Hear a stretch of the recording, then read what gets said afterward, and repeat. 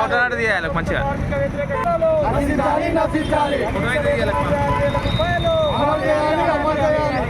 కార్మిక వ్యతిరేక 4 లేబర్ కోడ్లను రద్దు చేయాలి కార్మిక వ్యతిరేక సంస్థల ప్రైవేటీకరణను ఆపాలి ప్రభుత్వ రంగ సంస్థల ప్రైవేటీకరణను ఆపాలి ప్రజలపై భారాలు తగ్గించాలి ప్రభుత్వ కార్మిక వ్యతిరేక విధానాలు నశించాలి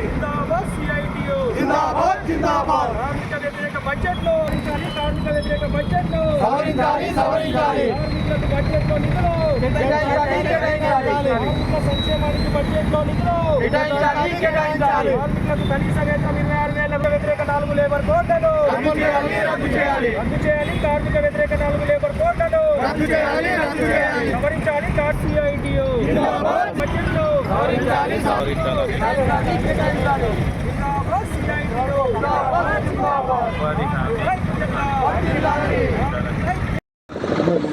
నిన్న కేంద్ర ప్రభుత్వం ప్రవేశపెట్టిన బడ్జెట్లో రాష్ట్రానికి గుండు సున్నా ఇచ్చింది. అలాగే కార్మిక వర్గానికి కనీస సంక్షేమం కోసం విడుదల చేయాల్సిన నిధుల్ని పూర్తిగా తగ్గించింది. జిల్లా మంత్రి అయిన బండి సంజయ్ గారు కేంద్ర సహాయ మంత్రిగా ఉన్నారు. కానీ సిరిసిల్లకు పౌరులను కష్టం తీసుకొస్తా అని హామీ ఇచ్చి ఎన్నికల సమయంలో ఇప్పటికీ దాన్ని నెరవేర్చకపోవడం విడ్డూరం. రాష్ట్రంలో 8 మంది ఎంపీలు 2 కేంద్ర మంత్రులు ఉన్న రాష్ట్రానికి నిధులు తేవడంలో విఫలం అవ్వడం జరిగింది.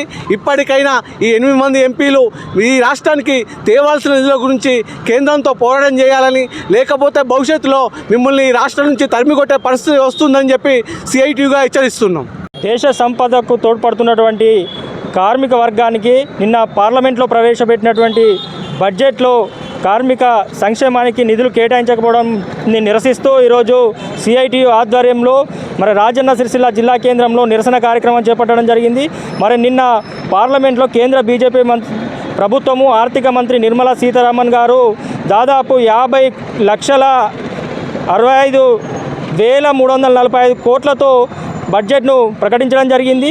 గత సంవత్సరంతో పోలిస్తే దాదాపు 3.5 లక్షల కోట్ల రూపాయలు అధికంగా బడ్జెట్ ప్రకటించినప్పటికీ కూడా గతం కంటే తక్కువ నిధులే కేటాయించినటువంటి పరిస్థితి ఉంది. కార్మికులు ఈ బడ్జెట్లోనైనా కనీస వేతనం 26,000 అమలు చేస్తారని, అదేవిధంగా కార్మికులకు వ్యతిరేకంగా తీసుకొని వచ్చినటువంటి 4 లేబర్ కోడ్లను రద్దు చేస్తారని చెప్పి కార్మిక వర్గము ఎంతో ఆశతో ఎదురుచూస్తే నిరాశనే మిగిల్చినటువంటి పరిస్థితి ఉంది.